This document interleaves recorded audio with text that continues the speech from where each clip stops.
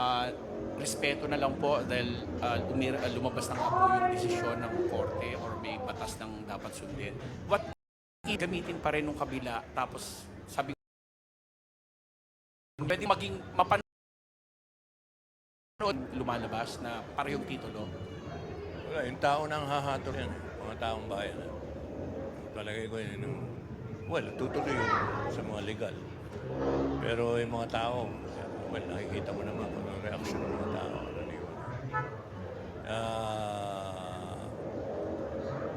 yun. Pakapala na lang. Yun ang ano.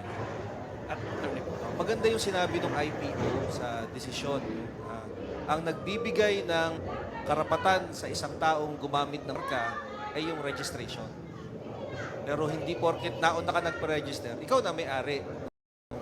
Kailangan ikaw ang may-ari at may karapatan kang magparehistro dahil ikaw ang may-ari. Ngayong kinansila yung kanilang registration, wala na silang karapatan.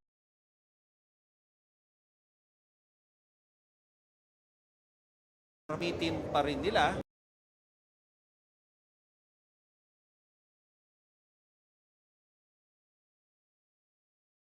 ng IPO. Kung tanong mo kung pwede nila Siguro naman dapat sumusunod tayo sa batas. Unless sanay ka sa illegal. last question po, Christmas plans para sa TVJ at sa programa.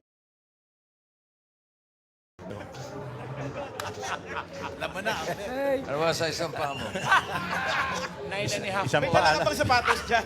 Hindi, may medyas pa ako dyan. Sumagot talaga ako, 9.5 po. Salamat po and Thank Merry you. Christmas. Thank you, Albert. Thank you, Albert Thank you. from Bulgar, Marites University and Hataw. Ngayon naman po ay si Janice Navida from Bulgar. Janice? Janice. Ayan. First po, congratulations. Kasi talagang itong victory na to, well-deserved niyo naman po. So, ang question ko po, nabulaga pa po ba kayo sa decision or expected? Ako magsasalita muna. Expected ko. Kung nga mayroong kasabihan na kung ano ang tama, kung tingin mo tama, ganun ang paniniwala ko eh. Alam kong tama eh. Alam ko legally nasa tama kami. Kaya atid ko yan. Hindi ko lang alam kung kailan. Ganun. So, from the start, talagang nanindigan kayo doon sa inyong paniniwala. Yes. Si Tito Joey at si Boss. Wala, parang panganak yan eh. 9 na buwan na magbubuntis. Mayroong mapapaaga, mayroong lalagpas, pero alam mong lalabas din. Ganon ang pakiramdam. Mga Kasi 15 months, di pa lumalabas yung bata. Kaya, ayun, ganon. Kung ano sinabi ni Tito, ganon. Alam mong nasa tama kayo. Sabi, Diyos ko, siguro naman tama na yung 44 years. Diba? Kasi, kung alam namin mali kami, hindi namin pipilit. Ba't pipilit?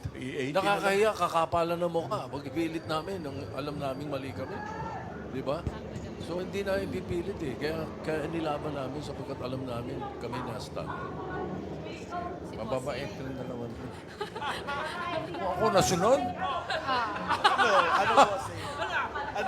Wala, hindi naman ako nasunod. Hindi nga. Kasi sila sumusunod sa akin.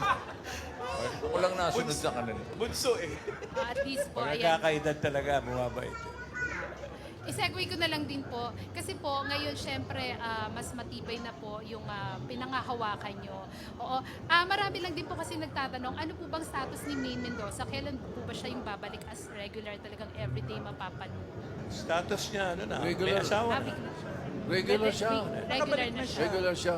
Pamisa-misa lang merong lakad or merong out of town. Pero regular siya din. All this time. And yung last question ko na lang din po,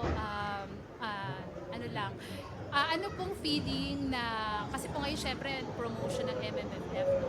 Ano pong feeling na si Alden Richards na nakasama niyo po sa Itbulaga ng mahabang panahon ay nag-promote po sa kabilang show kahapon? Walang problema. Dapat nga mag-promote sila sa lahat kung hanggat maaari. Di di ba? Walang problema yun. At saka, contract star ng GMA si Alden. Alam nga namang hindi siya mag-promote. We have no problem with that. Ba, Then, Piso!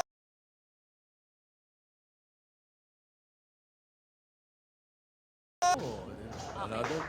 So welcome. Thank you so much. Thank you. Ganda ng pangalan mo pala, Janice.